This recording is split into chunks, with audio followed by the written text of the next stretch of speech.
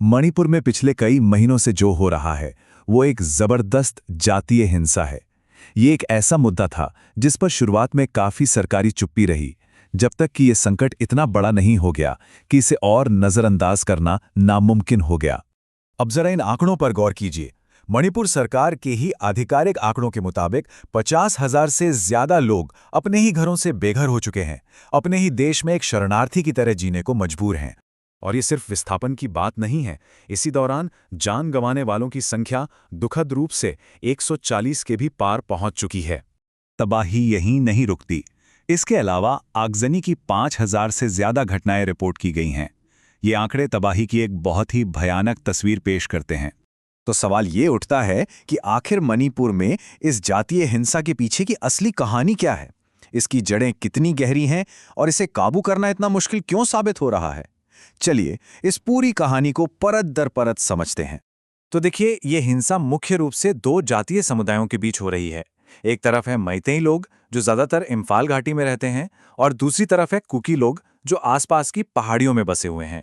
और इसकी तबाही बहुत बड़े पैमाने पर हुई है, जिसका असर मैतेई और कुकी दोनों ही समुदायों पर बराबर पड़ा है। हजारों घर, मंदिर और चर्च जला दिए गए हैं, जो इस जातीय संघर्ष को एक सांप्रदायिक रंग भी दे देता है। इस पूरी लड़ाई को समझने के लिए सबसे पहले हमें मणिपुर के भूगोल को समझना होगा, क्योंकि यहीं से वो बंटवारा शुरू होता है जो भौगोलिक भी है, राजनीतिक भी है और आर्थिक भी, और जो आज इस राज्य की पहचान बन चुका है। देखिए, मणिपुर को मोटे तौर पर दो हिस्सों में बांटा जा सकता है। एक है इम्फाल घाटी और दूसरा है उसके चारों ओर फैली हुई पहाड़ियां। और जमीन, आबादी और राजनीतिक ताकत के लिहाज से इन दोनों में जमीन आसमान का फर्क है। और यहीं से असली खेल शुरू होता है। यहां देखने वाली बात यह है कि घाटी की आबादी को पहाड़ों के मुकाबले दोगुनी राजनीतिक ताकत मिली हुई है। 57% आबादी के पास 40 सीटें हैं, जबकि 43% आबादी के पास सिर्फ 20 सीटें। ये गैर बराबरी हमेशा से एक बड़ा मुद्दा रही है। हाँ, ये सच है कि मैतेई ज्यादातर हिंदू हैं और कुकी ज्यादातर ईसाई, लेकिन मामला इतना सीधा भी नहीं है। मैतेई समुदाय खुद काफी विविध है।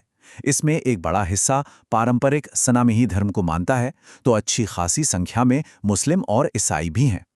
आज जो ये बंटवारा इतना गहरा दिख रहा है, ये कोई नई बात नहीं है। ये रातों रात पैदा नहीं हुआ।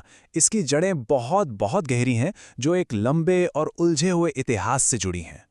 इतिहास में झांके तो पता चलता है कि मैतेई राजा घाटी पर राज करते थे, जहां स्थायी बस्तियां थी, खेतीबाड़ी थी, सब कुछ सेटल्ड था। वहीं दूसरी तरफ पहाड़ों में रहने वाली जनजातियां अक्सर झूम खेती करती थीं और उनका जीवन अर्ध खानाबदोश हुआ करता था। अब जीने के इन दो अलग अलग तरीकों में कभी कभी टकराव होना लाजमी था। जब भी पहाड़ियों में खाने की कमी होती तो जनजातियां अक्सर जिंदा रहने के लिए घाटी के संपन्न इलाकों पर हमला कर देती थीं। फिर एंट्री होती है अंग्रेजों और बर्मा के लोगों की, और इनके आने से तो मानो पूरा समीकरण ही बदल गया।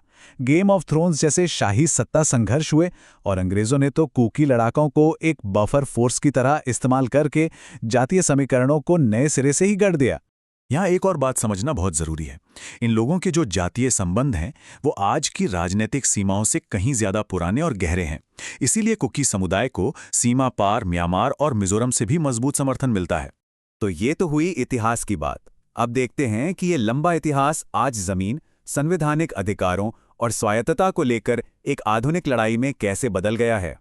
इस लड़ाई के केंद्र में है एक खास कानून, अनुच्छेद 371C, जो पहाड़ियों में आदिवासियों की जमीन की रक्षा करता है। लेकिन इसी कानून से एक बड़ी गलतफहमी भी पैदा हुई कि मणिपुर की 89% जमीन के मालिक कुकी और नागा हैं, जबकि हकीकत यह है कि उनकी जीवन शैली में स्थायी भूमि स्वामित्व की कोई अवधारणा ही नहीं रही है। तो जब कुकी समुदाय को लगा कि उन्हें राजनीतिक और आर्थिक तौर पर किनारे किया जा रहा है, तो उन्होंने अपने भविष्य को सुरक्षित करने के लिए 3 बड़ी मांगें सामने रखीं। एक अलग राज्य कुकीलैंड, ज्यादा स्वायत्तता और स्थानीय परिषदों को और मजबूत करना। लेकिन हुआ ये कि ये मांगें पूरी नहीं हुई, और फिर अगस्त 2022 में मणिपुर सरकार एक ऐसा बिल ले आई जिसने मानो बारूद में चिंगारी का काम किया। और इसके बाद जो विनाशकारी हिंसा हुई वो सबके सामने है। उस चिंगारी ने कैसे आग लगाई, इसकी पूरी कहानी हम जानेंगे अगली कड़ी में।